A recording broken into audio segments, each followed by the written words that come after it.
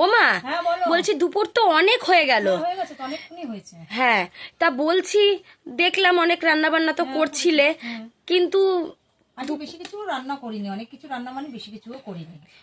অবশ্য সেটাও কথা। ঠিক আছে, খিদে তো প্রচন্ড পেয়ে গেছে, তোমারও পেয়েছে আমারও পেয়েছে। তাহলে খেতে দিয়ে দাও, দেখি কি কি আইটেম হয়েছে। হ্যাঁ, খেতে বসো। আচ্ছা।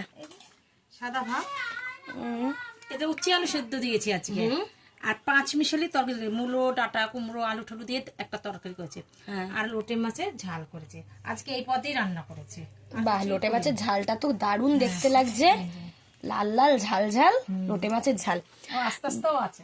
হ্যাঁ, তা আমার লোটে মাছ আনাটা সার্থক হয়েছে।